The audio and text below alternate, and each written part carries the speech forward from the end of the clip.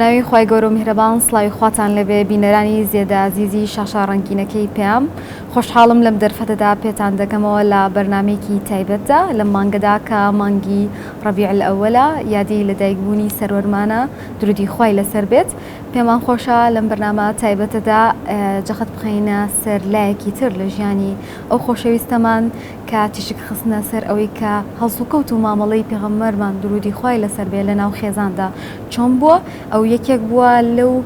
کەسانەی کە لەلایەن خۆی گەورەوە هەڵبژێردراوە بۆ گەاندنی پامی خۆی گەورە و جوانترین نمونەی باڵایە بۆ ئێمەی موسڵمان. ئەمڕۆ دەمانەوێ یەکێکی تر لەو لایەنانەی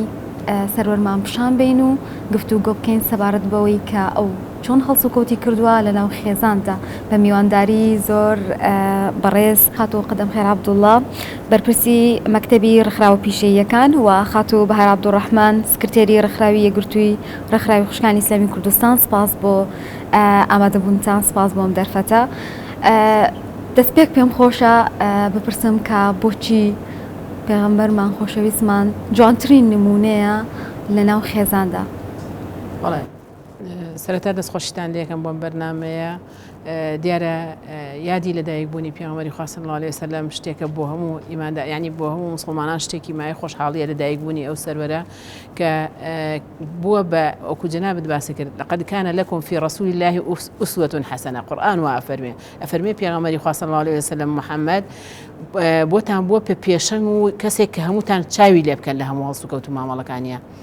بۆچی ئەگەر بڵێن پێغەمبەری خوا صلی الله علیه وسلم خوای گەورە وای دیاری کردووە ئێمە واهیبین یعنی هەموو شتەکانە چاوی لێ بکەین و بێ بە ڕێنیشان دەرمان خاڵێکی کە ژیانی پێغەمبەری خوا صلی الله علیه وسلم خوای پەروەردگار وا بۆی ڕێخستووە کە لە هەموو شتەکانیا بتوانین چاوی لێ بکەین. کەسێک بووە خێزاندار بووە، مناڵی هەبووە، مامەڵەی چۆن بووە، لە پێشە ژیانی سەرەتایی بە هەتیوی گەورە بووە چۆن بووە چی بووە. ئەم جۆرە یعنی وردەکاری ژیانەی هەمووی با بڵێن ئیحاءاتە ڕێنیشاندەرە بۆی هەمومان تا ڕۆژی قیامەت بتوانین لێوەی شارەزاب بین، لێوەی تێبگەین چۆن مامەڵە بکەین، ڕنگدانەوەی ژیانی ئەو لەسەر ژیانی هەمومان هەبێت. مسلمانان هەمویان واجبێکی شەرعیە لەسەریان کە ئەوەی پێغەمبەری خوا صلی الله علیه وسلم مامەڵە جوانەکەی هەڵسوکەوتە جوانەکانی ئەوەی کە ژیانی پڕە لە سەروەری پڕە لە شتیوا کە هەمومان شانازی پێوە بکەین ئەوەیە هۆکاری ئەوەی کە با بڵێن هەتایە هەموو مسلمانان بە خۆشحاڵیەوە شانازی بەوە بکەن وەکو ئەو مامەڵە بکەن. ئەگەر وەکو بمانتوانایە ئەگەر لە ڕاستیدا ئەگەر بمانتوانایە وەکو ئەو هەڵسوکەوت بکەین وەکو ئەو مامەڵە بکەین ژیان زۆر بێکێشا بوو، ژیانێکی زۆر ئاسوودە و ئاراممانە بوو چونکە لەو بارودۆخە ئاڵۆزاویەیە ئەویش بەو سەرکردایەتی و گەورێ با بڵێن گەورەی بەرپرساریەتە گەورەی کە دراوەتە دەستی توانیوێتی مامەڵەیەکی جوان لە ژیانی شخصی خۆشیە و لە ژیانی ڕابەرایەتی و سەرکردایەتیشە و لە پێغەمبەرایەتی و ڕێنوێنیشانی دەریشە پێشکەش بکە. ئەمە وای کردووە کە هەمومان بە شانازی وڵێن خۆزگە بمانتوانیە لەسەر ڕێو شوێن و هەڵسوکەوت و مامەڵە جوانەکانی ئەو بڕێن. بەهارخان بێمە لای بەڕێستان تا چەنەیەک گرنگە خۆشەویستی و تەبایی و ڕێز هەبێت لە ناو خێزاندا کە ئەمە بەزەقی لە ژیانی ئەو خۆشەویستەمانە بینراوە. بەناوی خۆی بەخشندە و میهرەبان دەستخۆشی بۆ ئەم بەرنامەیە. پیرۆزبایی خۆم لە ڕۆژی لەدایکبوونی سەروەری مرۆڤایەتی محەممەد پێغەمبەر صلی الله علیه وسلم پیرۆزبایی خۆم ئاراستەی مسلمانانی جیهان و مسلمانانی کوردستان بە تایبەتی ئەەکەم و بە تایبەتی لە ئافرەتان چونکە پەیامی پێغەمبەر صلی الله علیه وسلم پەیامی قورئانە، پەیامی خواییە کە پێی گەیاندوین. خوای گەورە کە ئەفەرمێ وما ينطق عن الهوى إن هو إلا وحي يوحى. ئەوەی کە پێغەمبەری خوا پێمان ئەگەیەنێت حتماً پەیامی خوداییە بە مرۆڤایەتی ئەگەیەنێ کە ئەمە ئەرکێکی قورسە. خوای گەورە بە شایستەی زانیوە کە زاتێکی گەورەی وەکو پێغەمبەر صلی الله علیه وسلم بۆ مرۆڤایەتی بنێرێت تا لە تاریکیەوە بەرەو ڕووناکییان بەرێت. ئەگەر سیرکەین پێش ئەوەی بینە سەر خێزان هەر بۆ ئافرەت لە لەدایکبوونێوانێ هەتاکو مردنی پەیامی پێغەمبەر صلی الله علیه وسلم چۆن بۆ ئافرەتان. هەر کاتێک طبعاً ئەزانین لە سەردەمی جاهیلیە کە کچ لەدایک بووە یەکسەر زیندە بەچەڵ کراوە. پێغەمبەری خوا صلی الله علیه وسلم وەکو پەیامی ئیلاهی کە ئەیگەیەنێ ئەمە یەکێکە لە وەکوڵەیە گەورەترین هێنانە بوونی ئافرەت لە نەبووە بۆ بوون بەوەی کە خوای گەورە لێپرسینەوەیان لێکابی ئەیدەن بین قوتیلە چۆن ئافرەت زیندە بەچاڵ ئەکەن کەواتە ئافرەت لێوانە ئیتر وەکو کائینێکی مرۆیی تەماشا ئەکرێت ئەوەی کە بەدوونی سیر ئەکرێ وەکو عیب و عار سیر ئەکرا ئیتر ئەوە کۆتایی پێێت ئافرەت دێتە مەیدانی ژیان کە هەمیشە بە درێژایی مێژوو ئەگەر مێژۆ کۆنەکان بخوێنی توانێت هەتا سەردەمی جاهیل و هەتاکو یعنی هەتاکو ئێستاش هەندێک قەبیلە و شت هەیە کە ئافرەت یعنی بە عیب و عار ئەزانێت و بەو شێوەیە سەیری ئەکا پێغەمبەری خوا صلی الله علیه و سلم لە ڕێگەی ئەم پەیامەوانەیە کە پەیامی خواییە ئەمەی هین کرد کە ئافرەت مرۆڤە ئەبێ مامەڵەی مرۆیی بکرێت و لەسەر زیندە بەچاڵکردنی بکارەکانی ئازار ئەدرێ ئەمە وەکو لەدایکبوونی کە ئەبێتە کچێک وەکو کچ پێغەمبەری خوا صلی الله علیه و سلم ئەفەرمێت لە فەرمودەیەکە ئەفەرمێ هەر کەسێ سێ کچ بەخێو بکات پەروەردەیەکی جوان پەروەردەیان بکە گەورەیان بکە ئەوە ئەچێتە بەهەشتەوە یاخود بەهەشت ئەبێ بەنسیبی کەواتە نەک ئەوەی زیندە بەچاڵی نەکەی بەڵکو پەروەردەکردن و گەورەکردن و ڕێنماییکردنی ئەم کچە و ئاگاداربوون لەم کچە و خزمەتکردنی ئەم کچە ئەبێتە مایەی بەهەشت لە فەرمودەکەیە کە ئەفەرموێ سێ ئەپرسن ئەی دوو ئەفەرمێ هەر ئەچێت ئەفەرمێ ئەی یەک ئەفەرمێ هەر ئەچێت یعنی کەواتە بەخێوکردنی کچێک ئەبێتە مای چوونە بەهەشتی ئەو دایک و باوکە ئەمە وەکو کچ ئەم کچە گەورە ئەبێ طبعاً وەکو کچ ئەبێ ئاوا ڕێز لێ ژیراو بێ چونکە مایی بەهەشتە ڕێز لێ ژیراو بێ پەروەردە بکرێ ڕێنمایی بکرێ خزمەت بکرێ کە گەورە ئەبێت و ئەبێتە هاوسەر پێغەمبەر صلی الله علیه و سلم ئەفەرمێ خەیرکم لأهلی و ئەنا خەیرکم لأهلی یعنی وەکو هاوسەر باشترین کەس کێیە ئەو کەسەیە کە بۆ خێزانەکەی باشە کەواتە پلەی باشترین ئەسپێرێت بە کەسێک کە لەگەڵ خێزانەکەی باشە ئەگەر سەیری مامەڵەی پێغەمبەر بکەین صلی الله علیه و سلم لەگەڵ خێزانەکانی کە ئەمە زۆر یعنی قوڵایەک و فراوانەیەکی هەیە لە دەربڕینی خۆشەویستی لە پێدانی هەدایە پێیان لە ڕێنماییکردنی نەفسی و جەسەدی و هەموو ئەوانەی کە لەگەڵ یا کردوون لە خزمەتکردنیان لە ماڵەوانەیە وەکو بڵین پێغەمبەر صلی الله علیه و سلم خزمەتی خێزانەکانی کردووە هەروەکو لە فەرمودەیەکە کە ئەپرسن لە خاتو عایشە پێغەمبەری خوا صلی الله علیه و سلم لە ماڵەوە چی ئەکات ئەفەرمێ کانە فی خدمەتی ئەهلی لە خزمەتی خێزانەکانیایە هەروەها ئەفەرمێ پێغەمبەر صلی الله علیه و سلم جلی خۆی ئەدوورێتەوانێ حیوان ئەدۆشێ یعنی ئەو کارانەی کە وەکو هاوسەرێک لەگەڵ خێزانەکان یا جێبەجێ ئەکا و هەروەها هاوکار و پشتیوانیانە بۆ هەموو بوارەکان کاتێک کە هەموو ناڕەحەتیەکیان هەیە چۆن دڵنەواییان ئەکا یعنی لە ڕووی نەفسی و جەسەدی و لە هەموو ڕوویەکەوانەیە مامەڵەی تەندروست لەگەڵ ئافرەتە ئەکا ئەم ئافرەتە کە پیر ئەبێت خوای گەورە کە ئەفەرمێ وەبیلوالیدەینی ئیحسانە یعنی ئەبێ لەگەڵ دایک و باوک کە پیر ئەبن باش بن ولا تقل لهما أف ولا تنهرهما يعني نأوفيان ليبكن لليان توربن نارزايتي لقليان هذا بلكو أبي وكو بيريك ريز لجيراو بن كريز قرتن لبير ماي بهمان شێوە چوونە بەهەشتە و مایە ئەوەیە کە مای ڕەزامەندی خوای گەورەیە یعنی ئەگەر سیرکەی پێغەمبەری خوا صلی الله علیه و سلم وەکو ئوسوەتون حەسەنە ولەکم فی رەسوول الله ئوسوەتون حەسەنە کەواتە باشترین مامەڵە خۆی کردوێتی هەروها کە قورئانیش ئەفەرمێ وئینەکە لەعەلا خولوق عەظیم هەرچی خولوقی جوان هەبووە پێغەمبەری خوا صلی الله علیه و سلم بەرجەستەی کردووە زۆر باشە مامۆستا قەدەم خێر یعنی سەرەڕای ئەرکی قورسی پێغەمبەرایەتی و گەیاندنی پەیامی خوای گەورە سەرەڕای دەرکردن و ڕادودان و یعنی کۆمەڵێک ئەرکی قورس کە پێغەمبەر صلی الله علیه و سلم لەسەری بووە لەگەڵ ئەوەشە توانی وێتی ئەو ڕۆڵە گرنگە ببینێ بتوانێ باوک و هاوسەرێکی نمونەیی بێ لەناو ماڵ و خێزانەکانیدا هونیە خان ئەوەیەکی کێ لە ئەعجازەکان کە لە پێغەمبەری خوا صلی الله علیه و سلم هەبووە کە توانوێتی لە هەموو ڕۆڵەکانە ڕۆڵی تەواوی خۆی ببینێ لە هەموو بوارەکانە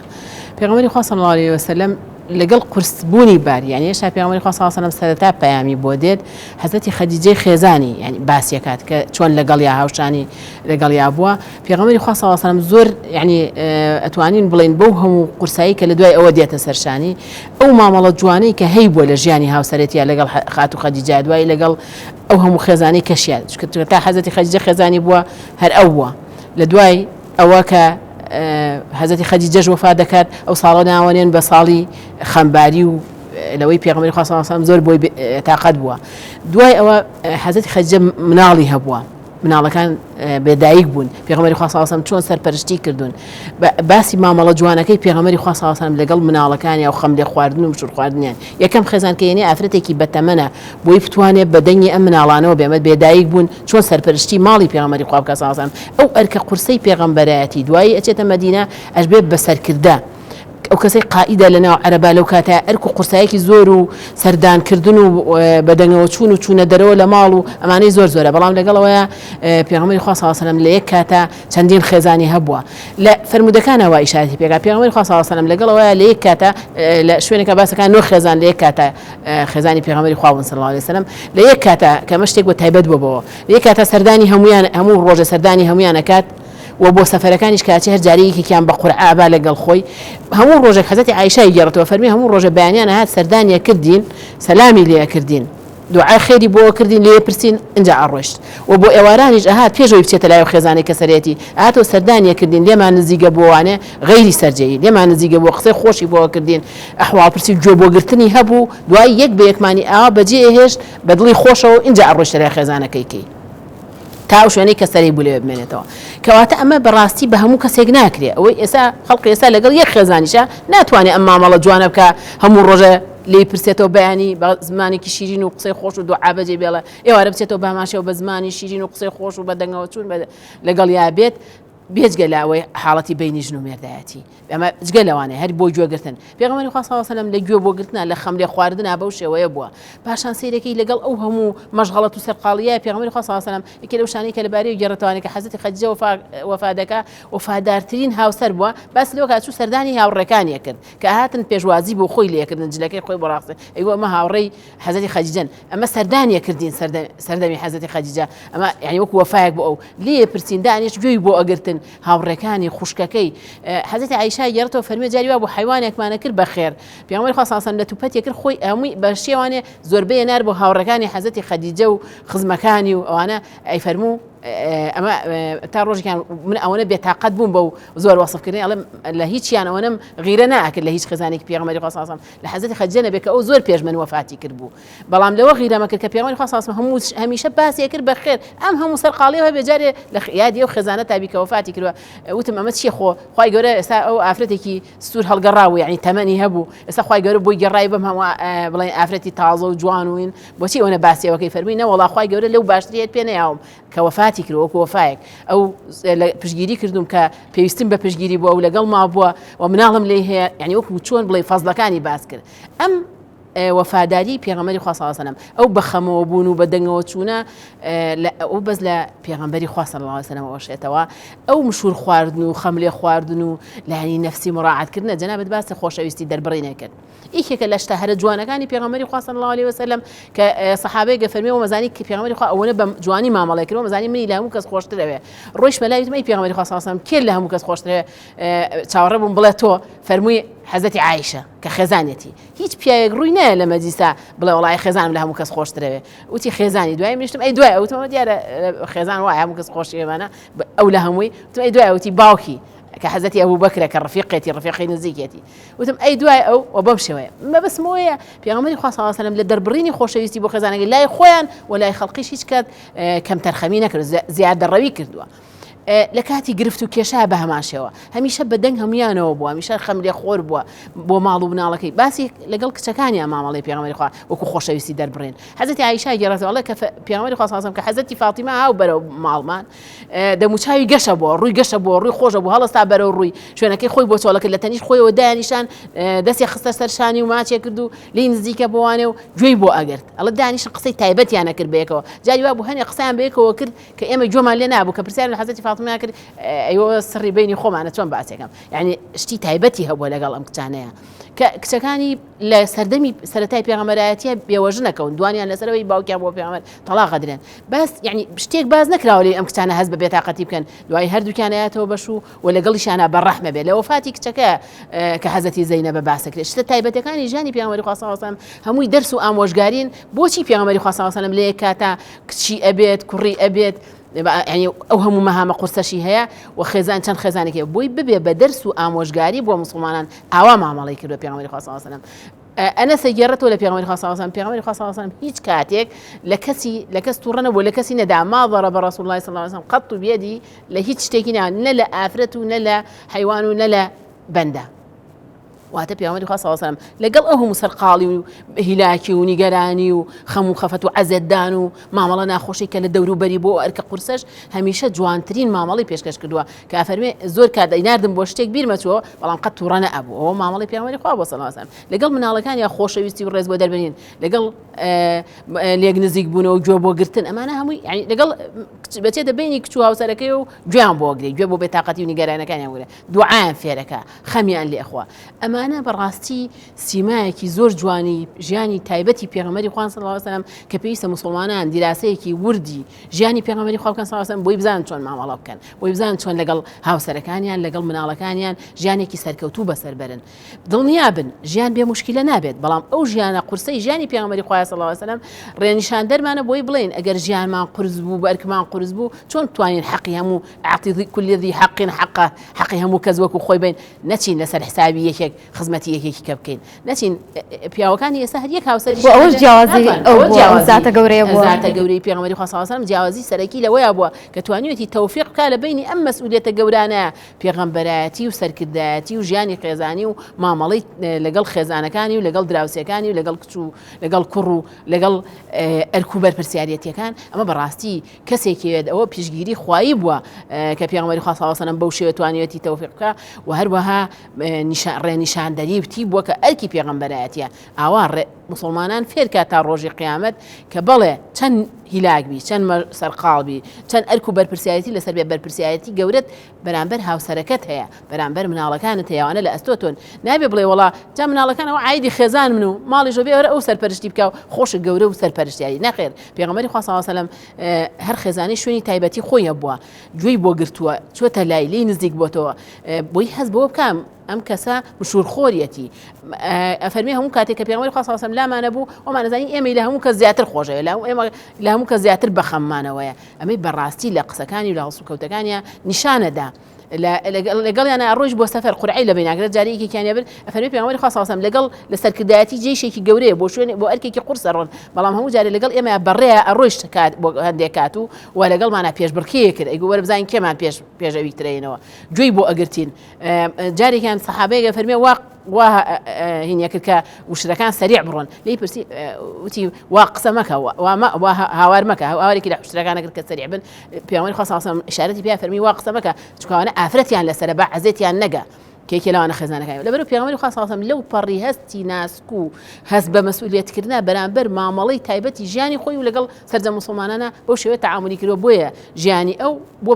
بڵێن ڕێنیشاندەر بۆ سەرجەم مسلمان خاتو بەهار هەر لەو پرسیارەوەی کە لە خاتو قەدەم خێریشم کرد کە ئەرکێکی قورسی لەسەر بووە بەڵام پێغەمبەر صلی الله علیه و سلم چەندین نمونەی جوانی پیشانداوە نامەوێت بچمەوە سەر ئەو پرسیارەی کە بڵێم مامەڵەی چۆن بووە لەگەڵ خێزانەکانیە چونکە دڵنیام لە قسەکانتانە تا ڕادێکی زۆر ئاماژەتان بەوەیە بەڵام پێم خۆش ئەو نمونەی کە لە ژیانی پێغەمبەرە زۆر سەرنجی تۆ ڕاکێشاوە کاتێ مامەڵەی کردووە لەگەڵ خێزانەکانیە چی بووە دیارە نمونەی پێغەمبەر صلی الله عليه وسلم وەکو قدوەیی کە شتێک هەیە پێوترێ التربیة بالقدوة هەمیشە طبعا ئێمە ئەزانین پەروەردە لە ژیانی تاکا چەند گرنگای تر پێگەیەنەری ئەوە ئەم ئینسانە دروست ئەکا بۆیە التربیة بالقدوة فعلا لە پێغەمبەر صلی الله عليه وسلم تربیەی بە قدوە کردووە خۆی بۆتە باشترین نمونە کە ئەمەی پێ کردووە ئەوەی کە بڵێن پێغەمبەری خوا صلی الله علیه و سلم مامەڵەی ئیجابی لەگەڵ هەموو ڕەهەندەکانی ئینسان مامەڵەی کردووە لەگەڵ عەقڵی لەگەڵ نەفسی لەگەڵ جەسەدی چونکە ئینسان پێکێنەرەکانی هەموویەتی بۆیە لەگەڵ هەر هەمووی مامەڵەی کردووە عەقڵێکی سەلیم بەوەی عەقیدەی و باوەڕێکی سەلیمی پێ ئەیات کە ئەزانی تر عەقیدە و باوەڕیش دروستکەری شتەکانی ترە لە ئینسانە ڕنگدانەوەی کردەوەکانی لە فکرێەوە ئەبێ بۆیە فکری تەندروست فکری پاک کردوێتەوە لە هەموو خورافاتێ لە هەموو شەوائبێکە ئیتر ڕوئەکاتە ئینسان لەوێوانێ ئینسانێکی سەلیم لە ڕووی فکریەوانێ دوای ئەوە لە ڕووی نەفسیەوانێ مهەیەئی ئەکا بەچی بەم فکرە هێزی ئەیاتێ متمانەی بەخۆی بێ ئەم ئینسانە ئازا بێ ئەم ئینسانە سابر بێ ئەم ئینسانە یعنی ئەو خولوقە بەرزانەی کە هەیە ئەو ئاکارە بەرزانەی کە هەیە کە ئەمڕۆ بەڕاستی لەم سەردەمەیە گرفتی ئاکارمان هەیە، گرفتی کێشەی ئەوەمان هەیە، بۆیە قدوەیی بوون یعنی خاڵێکی زۆر گرنگە کە بۆ ئەوەی کە خەڵکی چاوی لێ بکات. ئێستا قسە ئەەکەین بەڵام ئەو قدوێتیەمان نەماوە، ئەو کردارەمان نەماوە کە بە کردار بیسەلمێنی. بەتەکید بۆیە پێغەمبەری خوا صلی الله علیه و سلم لە ڕووی ئاکاری ئەوانێ ئەم سێ ڕەهەندە هەرسێکی مامەڵەی ئیجابی لەگەڵ کردووە و لە ڕووی جەسەدیشەوە پێویستیەکانیان. بۆیە سەیرەکەیت مامەڵەی لەگەڵ خێزانەکانیە، ینی هەندێک شت ئەکا کە ڕەنگە لەم سەردەمەشە مەسەلەن بۆ نمونە سیارەکردنەوە بۆ ئافرەت و کە بچێ دانیشێ. پێغەمبەری خوا صلی الله علیه و سلم پشتی داناوانەوە کە ئەو کاتە با بڵێن حوشتر بووە سەفی خێزانی بچێتە سەر حوشترەکە، ینی بەو شێوەیە. پێغەمبەری خوا صلی الله علیه و سلم لەگەڵ حەزرەتی عائیشە بە هەمان شێوە کە حەبەشە هینیان کردووە ئەوە نیە شەڕ و مەراسیمیان هەبووە، فەرموویەتی وەرە سەیری بکە، دەستی بۆ هین کردووە و هەڵی بڕیوە بۆ ئەوەی سەیری ئەوە بکە.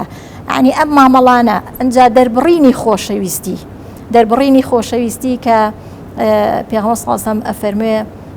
عائیشەم ینی شتێک ئەڵێ کە شتێکی گرانبەها بەقەدەر ئەوەندە عائیشەم خۆشەوێ. هەروەکو ئەو فەرمودەیەی کە قەدەم خێران خان ئاماژەی پێەیە کاتێ پرسیاری لێ ئەکەن چییە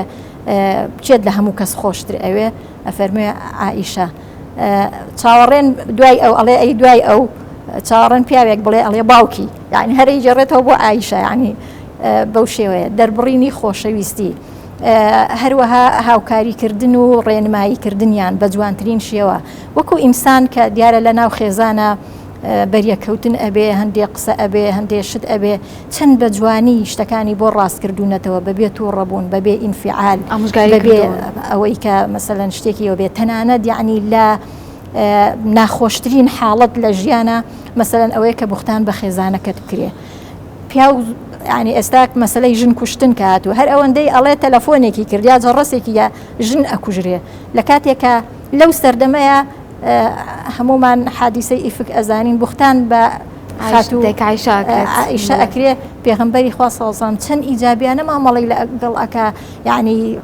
چاوەڕێ ئەکا بزانێ شتەکان ڕوون بێتەوانێ هەتا خوای گەورە لە ئاسمانەوە یەتە جواب لەسەر خاتوو عائیشە و پاکێتی و ئەوەی دەرئەخا. یعنی ئەم مامەڵە جوانانەی پێغەمبەر صلی الله علیه و سلم لەگەڵ خێزانەکانیا کە ئیتر ئەتوانین بڵین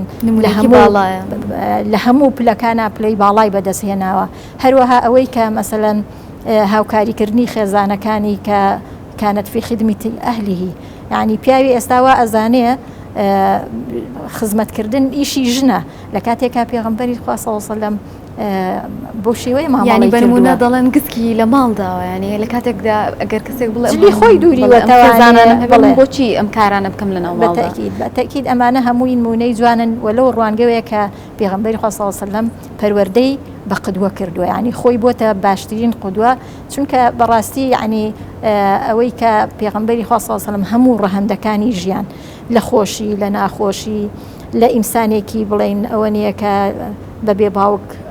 گەورە ئەبێ هەتاکو ئەوەی کە ئەبێتە سەرکردەیەک و ئەوە ئەکا هەموو قۆناغەکانی ژیان ئەبڕێ بۆ ئەوەی کە ئەم قدوەتیە هەمومان چاوی لێ بکەین و هەموو مەرحەلەکان شتێک نەبێ لە ژیانە، چونکە ئێمە زۆر جار مەسەلەن باسەکەین کەسێک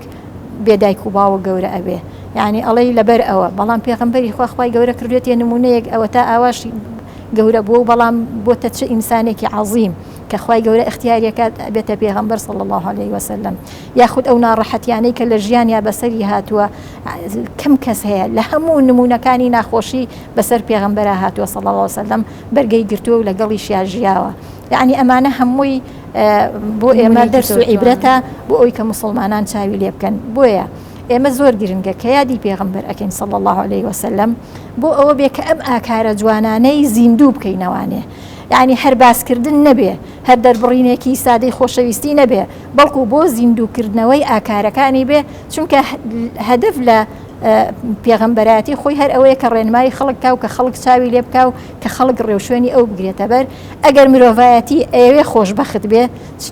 لەسەر هەموو ئاستەکان، ئاستی سیاسی کۆمەڵایەتی هەموو ئاستەکان ئەبێ چاو لە پێغەمبەری خوا بکەوە ڕێبازەکەی ئەو بگرێتە بەر. دەستخۆش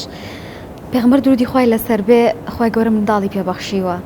مامەڵی چۆن بۆ لەگەڵ کچەکانیە، چی نمونەیەکی تر هەیە کە سرنجی توی ڕاکێشاوە لە ژیانی ئەو زاتە گەورەیە لەگەڵ کچەکانیە بنمونە من خۆم ئەوەی کە هەمیشە لە یادمە ماوەتەوە ئەڵێ هەش کات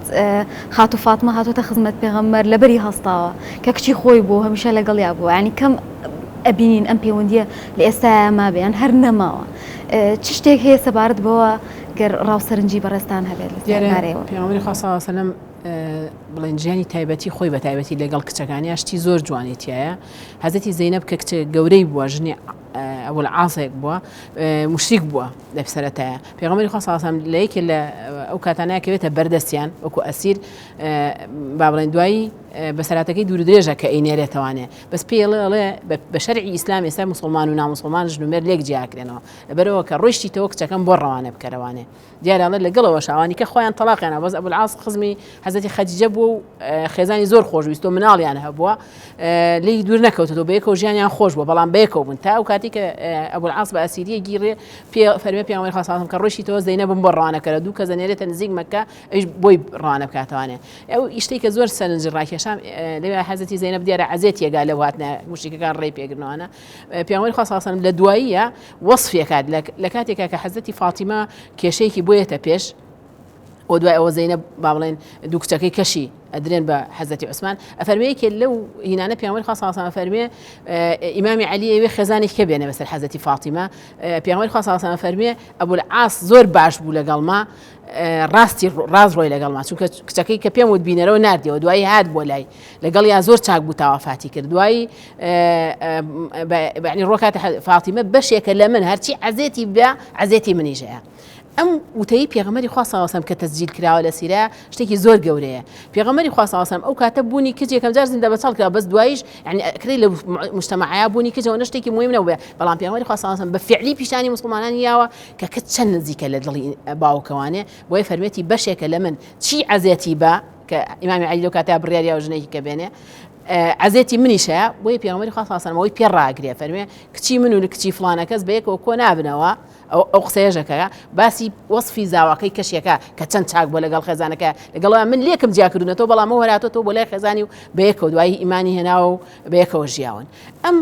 مامەڵە جوانی پێغەمبەری خوا صلی الله علیه و سلم لەگەڵ کچەکانیە یەکێک بوو لەو شتانەی سەرنجی ڕاکێشام یەکێک لەوانە مەسەلەن لەگەڵ باوڵێ حتا لە وفاتی کوڕەکەی ئیبراهیم دیارە پێغەمبەری خوا صلی الله علیه و سلم پێشتریش کوڕی هەبوو مردووە بەڵام ئەوە ئەگەڕێتەوە لە سیرە باز لەوە کات کە حەزەتی ئیبراهیم وفاتی کرد لەسەر باوەشی پێغەمبەری خوا صلی الله علیه و سلم فرمێسک بە چاوی هاتە خوارەوانێ سەحابە پێیان سەیر بوو لیان پرسی ئەی پێغەمبەری خوا تۆش پێغەمبەری خوا فەرمی ئەوەی لە چاوە بێ و لە دڵەوە بێ خوای گەورە لێمان ناگرێ بەڵام شتێک ناکەین کە خوا پێی ناخۆش بێ ئەمە هیچکێ لەو شتانەی یعنی سەرنجی ڕاکێشان پێغەمبەری خوا صلی الله علیه و سلم ڕەحم و عەطف و سۆزێکی زۆر تایبەتی هەبووە بۆ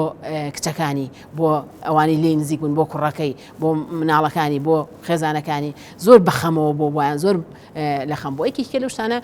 ئیشارەتێک پێیا بە کورتی بەس حەزەکەم زیاتر ئەوەش زۆر سەرنجی ڕاکێشام لە مامەڵەی پێغەمبەری خوا صلی الله علیه و سلم لەگەڵ بوختانی بۆ حەزەتی عایشە کرا حەزەتی عایشە فەرموویە کە من گەڕامەوە نەخۆش کەوتم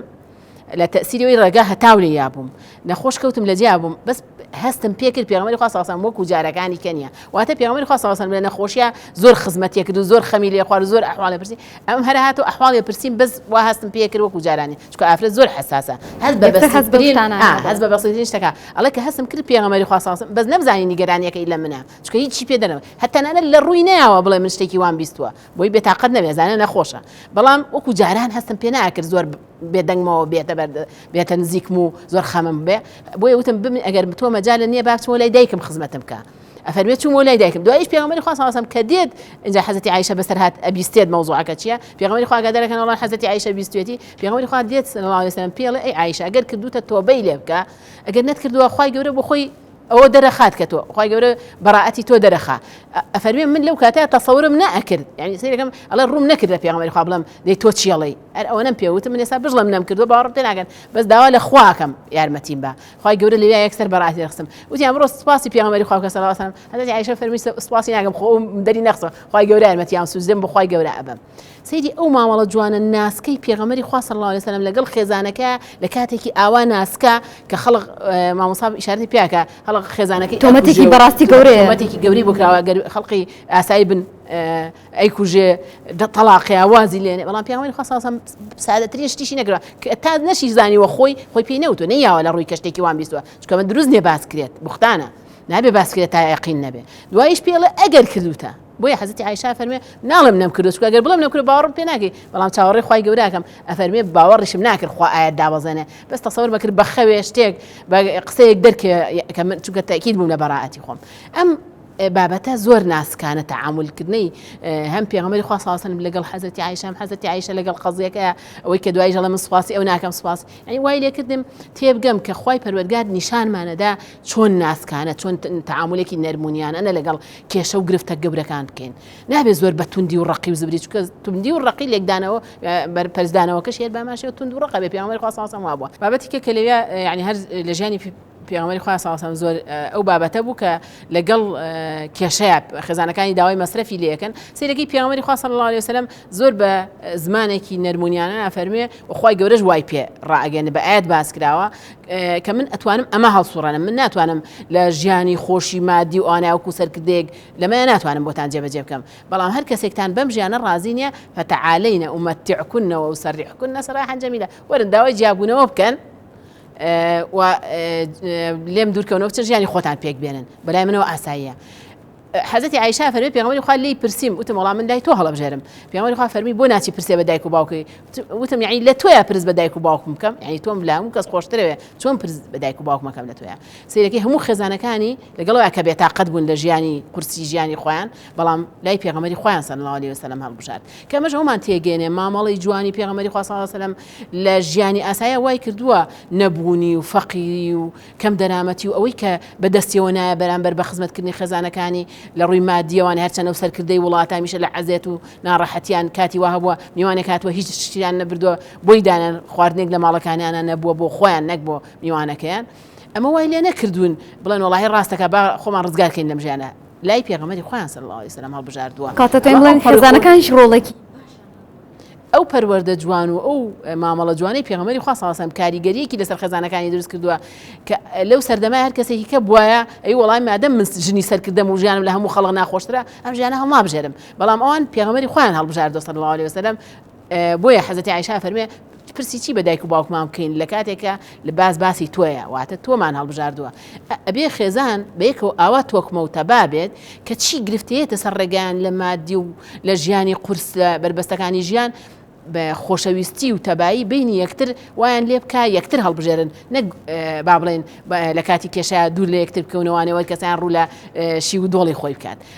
ئەمەیەکی کێ لەو حاڵەتانەی ژیانی پێغەمبەری خوا صلی الله علیه و سلم کە تا ڕۆژی قیامەت ئەبێتە ڕێنیشاندەر بۆ هاوسەرەکان کە ئەبێ کاتی ناڕەحەتی فی المنشط والمەکرە بێ ئەو بەیەکەوە بوونە کاتی خۆشی و ناخۆشیمان وەکو یەک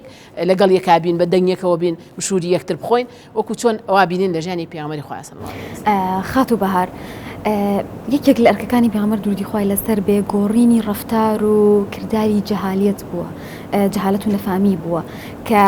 ئەو شتانی هەبوو لە جەهالەتە هەر بە نمونە بە زۆر بە شودانی ئافرەت کە ئەسڵان ڕەنگە زۆر جار ئافرەت پرسی پێ نەکرابێ هیچ یەکێک لە خێزانەکانی پێغەمبەر بە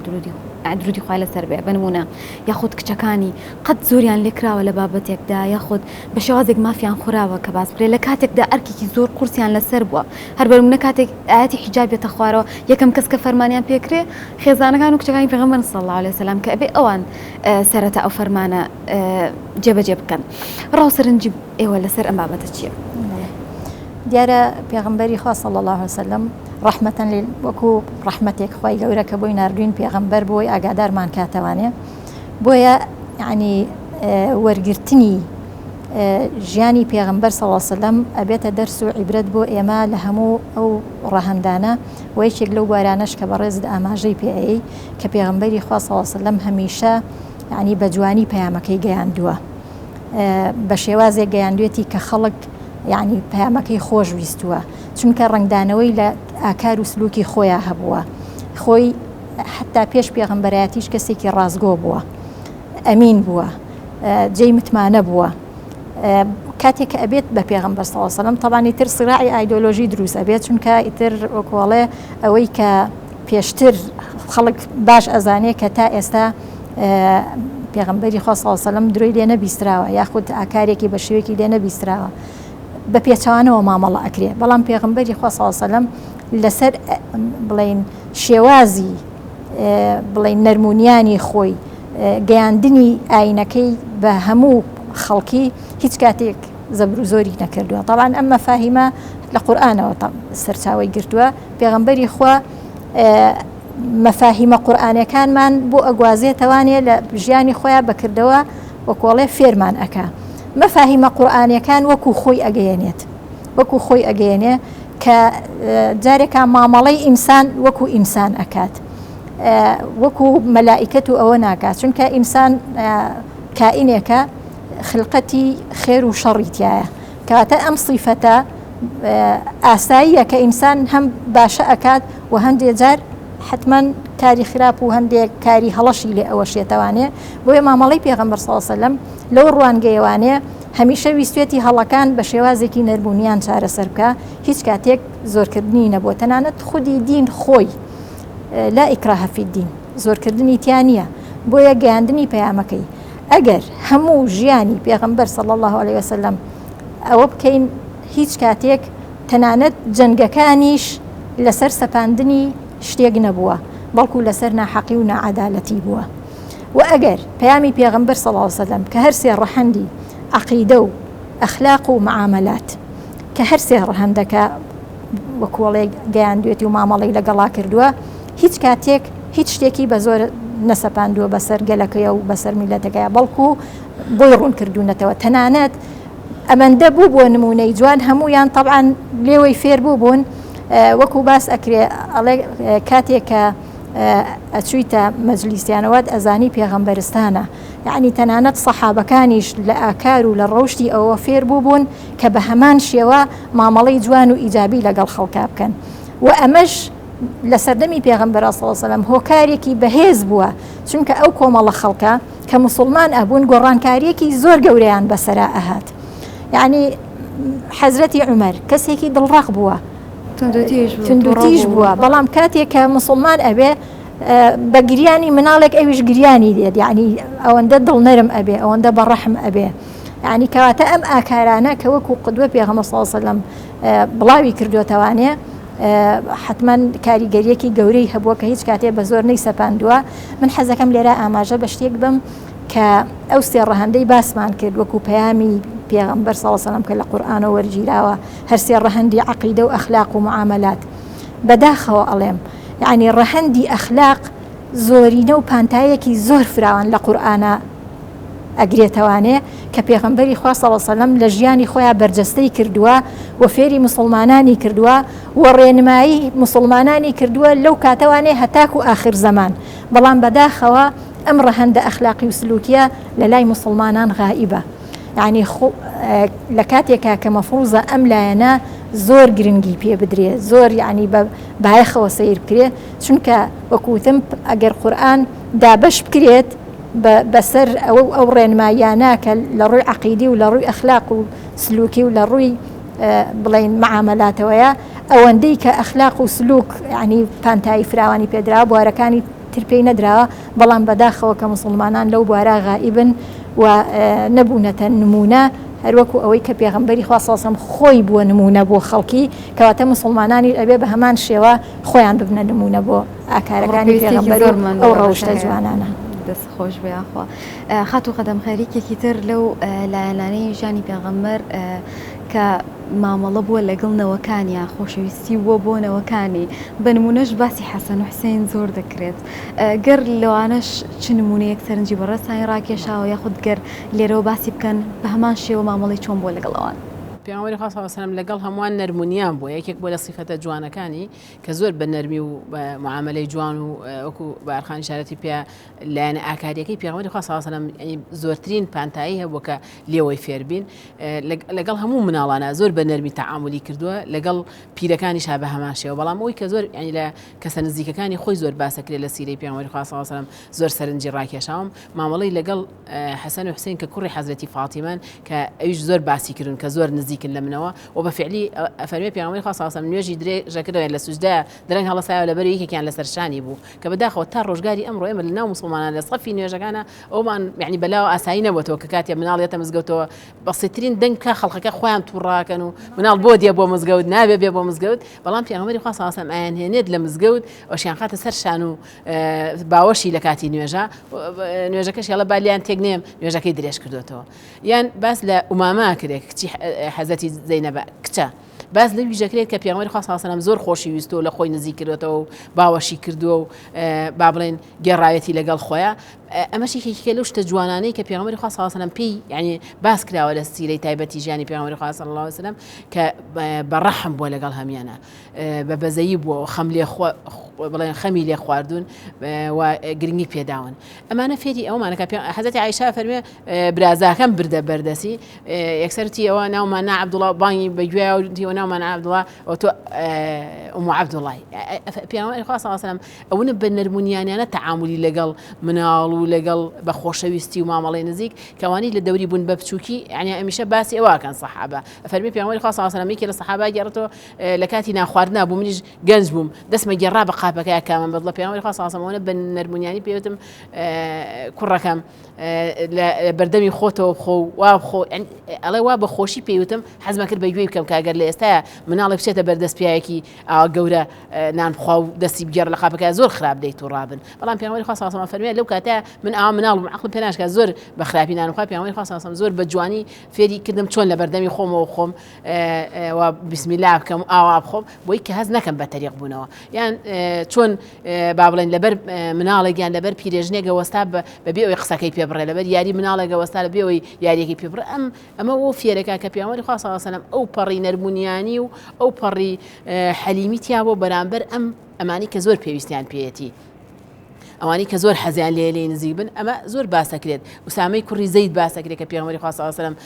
زەیدی کوڕی حارثە کە پێشتر لە بەردەستی ئەوە یەکەم جار وەکو کوڕی خۆی تەعاملی لەگەڵ کردووە باس لەوە کاڵێ وسامەی زۆر خۆشەویست زۆر لە خۆی نزیکە کردەوە ئەمانە هەمووی وەکو ژیانی فعلی پێغەمبەری خوا صلی الله علیه و سلم باس لەوە کرێت کە ئەو لەگەڵ مناڵە چەند بەناسکانە تەعاملی کردووە و چۆن سەرنجی ئەوانەی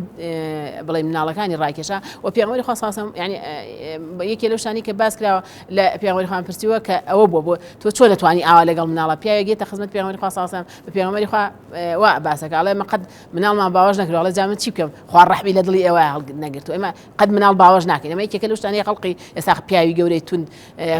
شانازی پێوە باوەش ناکەم یان ماچی ناکەم کە پێغەمبەری خوا صلی الله علیه و سلم مناڵێکی باوەش کرد یان پێغەمبەری خوا صلی الله علیه و سلم مناڵێکیان خستە سەر باوەشی میزی بە باوەشیان کرد ئەوە بۆ سەرکردەیەک شتێکی زۆرینە پێغەمبەری خوا فەرمی ئاوێکی لێ بڕشێنن ئەمە مناڵی ساوای ئەمانە دەرسن بۆی کە تێبگەین پێغەمبەری خوا صلی الله علیه و سلم چەند بە شێوەی نەرمونیان پێغەمبەری خوا لە وەڵامی ئەو کەسای کەوتی وەڵام قەت ئەوەنە مناڵم هەیە تا ئێستا قەت ماچم نەکردو فەرمی جا چی بکەین خوا ڕەحمی لە دڵی تۆ هەڵگرتووە تێیگەیان کە ئەمە ڕەحم و بەزەییە بێ لە دڵی ئینسانی ئاساییە هەبێت ناکرێن نەبێت منیش وەکو ئینسانێکی اعتیادی ڕەحم و بەزەیی و خۆشەویستیم هەیە بۆ مناڵانە ئەمانە هەمووی جێی سەرنجن کە بەڕاستی ئەو مامەڵەیە بۆ وای کردووە ئەوانەی دەوری پێغەمبەری خوا صلی الله علیه و سلم حەزیان کردووە ئەوانەی کە باوەڕیشیان پێی نەبووە حەزیان کردووە لێی نزیک ببنەوانێ وتیانە هەبوو مەسەلەن حتا موسڵمانیش نەبووە لە مناڵیەوە لەوێ بووە بەڵام ئەم مامەڵانەی پێغەمبەری خوا صلی الله علیه و سلم سەرنجی ڕاکێشا و حەزی کردووە گوێی لێ بگرێ و بەگوێ بکات زۆر باشە من حەزەکەم کۆتا بەڕاستی چەندین بەرنامەی ترکێن لەسەر ژیانی پێغەمبەر صلی الله علیه و سلم یعنی ناتوانین حەقی تەواوی پێ بێ ئەوەندە کەسێ و زاتێکی گەورە بووە کە لە هەموو لایەنەکانی ژیانە نمونەی جوان و تایبەتی هەیە حەزەکەم کۆتا پرسیارم سەبارەت بێ بە شتێک کە هەردووکتان وەڵام بنەوە سەرتاشم و لای بەهارخان یعنی ئێستا ناحەزانی ئیسلام ئەو کەسانی کە شارەزانین ئەسڵەن بە ژیانی پێغەمبەر بەو زاتە گەورەیە بەڵام پەنجی ناڕەوایی بەو زاتە گەورەیە درێژ ئەکەن و کۆمەڵێک قسەی ناڕەوا ئەکەن کە عەلەساس ئافرەت لە ئیسلامدا هیچ مافێکی نییە یاخود کەمترین مافی پێدراوە بە نمونەی کۆمەڵێک نمونە ئەهێنەوە بەویستی خۆیان هەندێک شت باز دەکەن هەر لە تەعەدود و مەسەلەی میرات و شاهێدیدان و کۆمەڵێک بابەتی تر بەلاڕێیا دەبرێ بۆ بەکارهێنانی ئافرەت لەم سەردەمەدا و بەلا ڕێرابردننی لە کاتێکدا ئەو نمونانەی کە ئێمە ئەمڕۆ لەم بەرنامەیە باسمان کرد جوانترین نمونە بوون پێ دوایە بەڕاستی ئافرەت لە ئیسلامە پێگەی چۆن بووە و ئەو تۆمەت و ناڕەوایەت ینی کە بە سەبارەت بە ئیسلام دەوترێ سەبارەت بە ئافرەت دەوترێ یاخۆت ذاتی گەورەی پێغەمبەر کە مامەڵی باش نەبووە لەگەڵ خێزان و لەگەڵ ئافرەتە چی ئەگەێنێ ئێوە چی کۆمنتێکتان هەیە سەبارەت بۆ بابەتە وەڵا بێگومان ئەوەی کە جێگەی داخە لە لای تەنانەت زۆربەی مسلمانە مولتەزیمەکانیش مەفاهیمە قورئانیەکان طبعاً کە پێغەمبەری خوا صلی الله علیه و سلم تەرجەمەی کردووە، چونکە فەرموودە ئەبێتە تەواوکاری بڵین فەرمایشتەکانی خوای گەورە، بەداخەوە لە لای زۆربەی مسلمانان غایبە. ئەمڕۆ پرسێک هەیە بە ناوی پرسەکانی ژنان کە لە هەموو جیهانە باز لەوە ئەکرێ کە ئافرەت مافی خوراوە، طبعاً لە هەر کۆمەڵگەیەکە بە شێوازێک. ئەگەر بمانەوێت مرۆڤایەتی لەو کێشەیە ڕزگارکەین ئەبێ بچینەوە سەر ئەو پەیامە مەزنەی ڕێبازی کە خوای گەورە لە ڕێگەی پێغەمبەری نازدارەوە بۆی ناردوین مەفاهیمە قورئانیەکان و فەرموودەی صحیح کە چۆن مافی بە ئافرەت داوە لە خەلقیەوانێ چۆن ئەیهێنێتەوە سەر ڕەوڕەوەی ژیان. إنا خلقناكم من ذكر وأنثى وجعلناكم شعوبا وقبائل لتعارفوا. ئیتر ذەکەر و ئونثا چۆن ئەخاتە پاڵ یەکتری، چۆن مافەکانیان پێ ئەدا. ئەم شوبهاتانەی کە باسێکی کە ئەوترێت ئیسلام مافی بە ئافرەت نێیەوە لە بابەتی میرات و لە بابەتی شایەتیدان و تەوانەوە بابەتی زۆر قوڵ نەبێ بەرنامەی تایبەتی لەسەر بکرێ، بەڵام هەروەکو ئاماژەیەکی سەریع بە نمونە میرات 56 حاڵەت لە 4 حاڵەتیانە ئافرەت نیوەی پیاوی بەرئەکەوێت، لە باقی 51 حاڵەتەکەی ترە ئافرەت یا بەقەر پیاوی بەرئەکەوێ یا زیاتر لە پیاوی بەرئەکەوێ، یعنی بەو شێوازەیە. هەندێک جار پیاو بەری ناکەوێ ئافرەت بەری ئەکەوێ، بەڵام لەبەر ئەوەی بە جوزئی طبعاً ئاەتەکانی میراث دوور و درێژە چۆن تەوزیع ئەکرێ، لەسەر ئاستی ڕەگەز هین نەکراوە. میرات لەسەر ئاستی ڕەگەز نییە وەکو ئەوەی کە ناحەزان بانگەشەی بەڵکو لەسەر ئاستی دادپەروەریە بە پێی خواستی کەسەکانە، بە پێی تەمەنیانە، بە پێی ئەو پێوەرانەی کە وەکو عەدالەت دیاری کراوە. لە ڕووی شەهادەتەوانێ 6 ئاەت کە کەلیمەی شەهادەت هاتووە لە قورئانە لە یەک شوێنە کە ئەویش بوارێکە مەسەلەکە ئەوە نییە کە وەکو ڕەگەز ئافرەت شەئنێکی کەم سەیر بکرێ، بەڵکو ئەو شوێنەیە ئەوەی کە ئەڵێ ئەگەر یەکێکیان بیری چۆ بۆ ئەوەی ئەوی تریان بیری بێنێتەوە، یعنی دوو ئافرەت بە شایەت وەرئەگیرێ کە مەسەلەی بازرگانی و کڕین و بازاڕ و ئەو شتەیە کە ئافرەت جێگەی ینی ئەو بوارە جێگەی احتیماماتی نییە. ئەجینا لە 5 حاڵەتەکەی ترا بە هەمان شێوەی پیا و شایەتیدان شایەتی ئافرەتی ژوەر ئەژیرێ، و لە هەندێک حاڵەتە کە تایبەتمەندن بە ئافرەت شایەتیدانی ئافرەت ئەخوا هینی پیاو ناخوا. بۆیە ئەمانە بەڕاستی ئەو شوبهاتانە پێویستی کۆڵێ بە توێژینەوە و نووسین و بەرنامە و